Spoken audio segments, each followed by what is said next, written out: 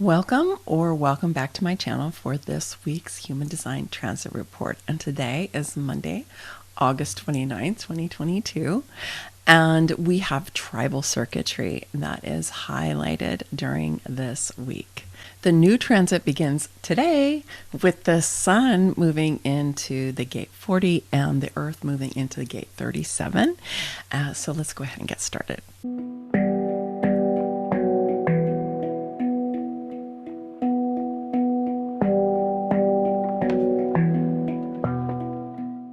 Interestingly enough, this hardly ever happens, but the two gates that are highlighted today actually create a complete channel. They connect the will center to the emotional solar plexus. Is the only channel between those two centers. They are both motors. So again, we've got very powerful gates that are being highlighted during this transit, just as we did in the last transit. And they are they make something called the channel of the bargain in traditional human design. So this is in the commerce circuit or the business circuit of tribal circuitry. And it's the place where our agreements are. Contracts are here, all different kinds of legal contracts, marriage contract is here, but also our agreements. And right now they are conscious, right? Because when we look at transits, we're only looking at the black numbers. And so that's kind of in the conscious realm. Sometimes if you have this in your chart and they're in the red numbers, then sometimes you can have a lot of unconscious agreements that you're not really aware of.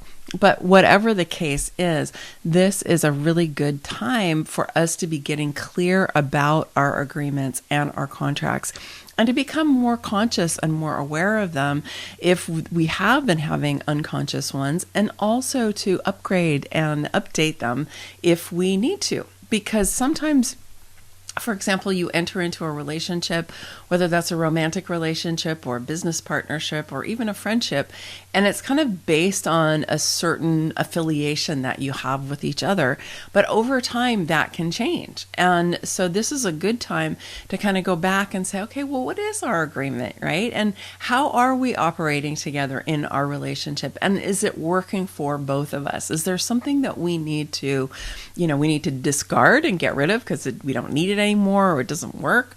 Is there something new we need to bring in that's going to help us to upgrade the energy and the quality of our agreement and our relationship?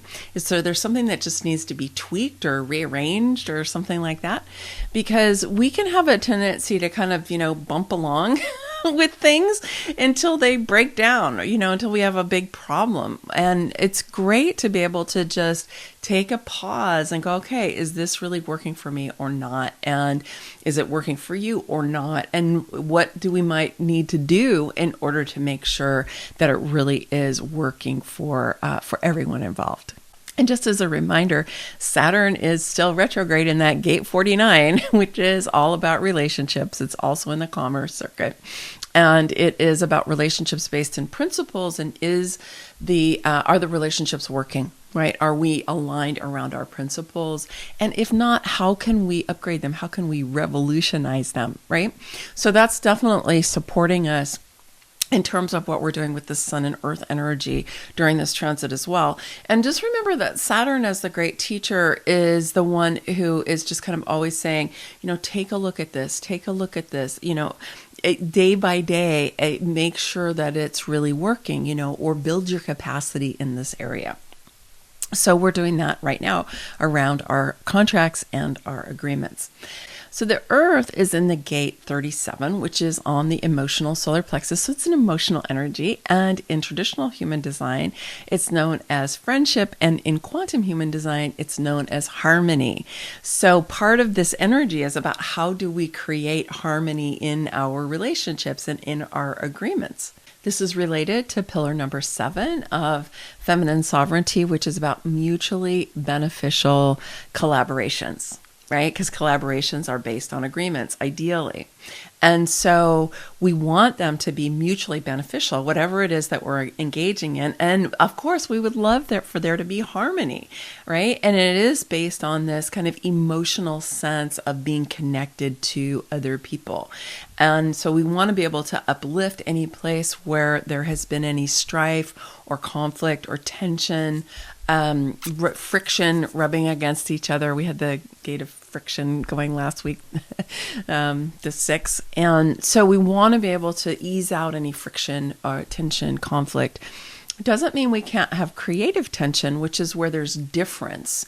And we need to be able to pay attention to the things that are different and then honor how somebody is different than we are and have somebody else honor us from how different we may be.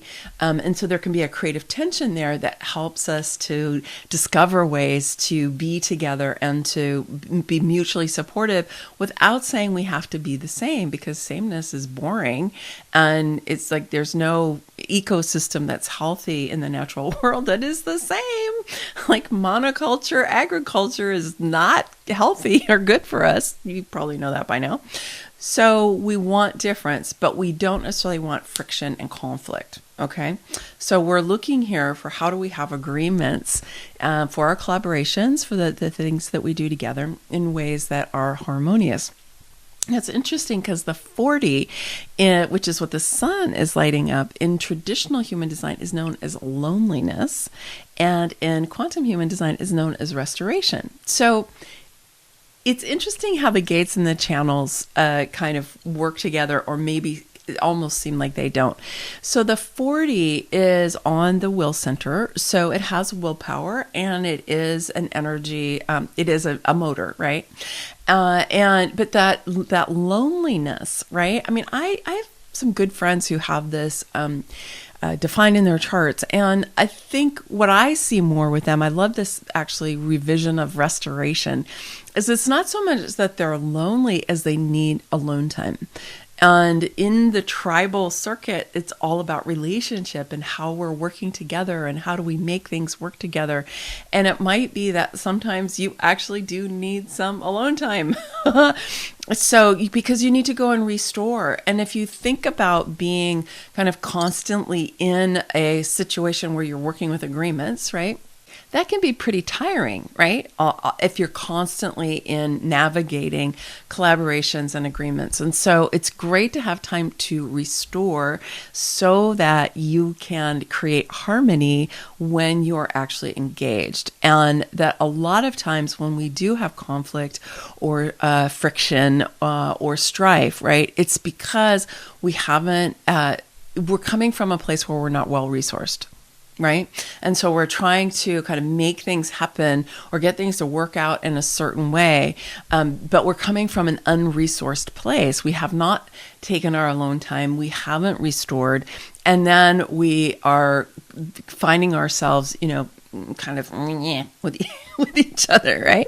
And that doesn't really generally work out very well. So while we're going through this transit this week, it's going to take us all the way through Sunday. We take a look at what your agreements are, and if there are any where you feel like this somehow isn't working. And it may be that you're making assumptions or the other person is making assumptions. I see this happen with romantic partners, especially people if they're dating and they're just starting to get to know each other. But sometimes it's true with people who've been together for many years and they have different expectations and different assumptions.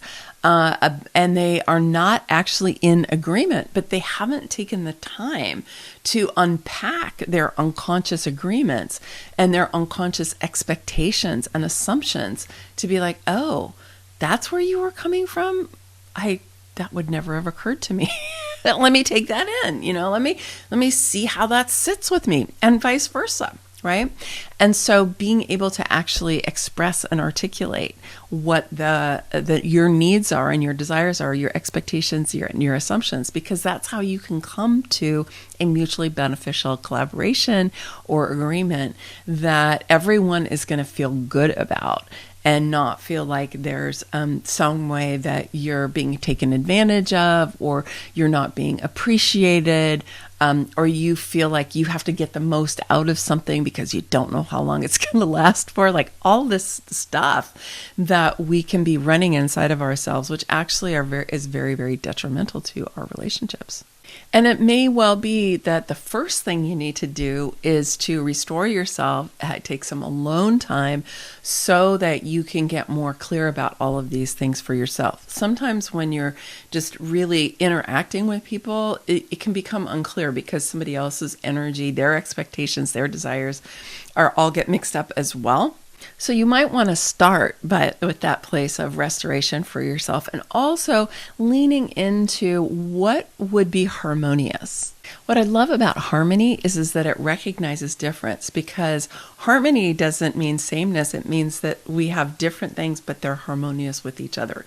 Like my flowers are harmonious with each other. They're not the same, but they are harmonious. Or when you're creating harmony in a song, right? You're singing different notes, but the notes go together. So that's part of what you want to be looking at, is how can we actually be in relationship, whether that is with one person or with multiple people, and how can we have that be harmonious? And the base for that, in my view, is always honoring somebody else's point of view, their way of seeing the world, what they care about, learning how to be empathetic. And it doesn't mean that you always have to agree with somebody else, and it certainly doesn't mean that you have to be the way that they are, like not at all. But it does mean that you can actually take in what is valuable to someone else and allow it to influence the way that you see things, particularly if you're going to be in relationship with each other. Because the truth is that people need and care about things that are very different, even when they're longtime, romantic partners.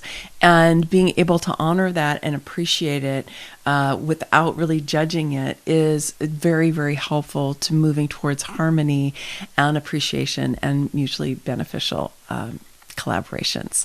Okay, that's my transit report for this week.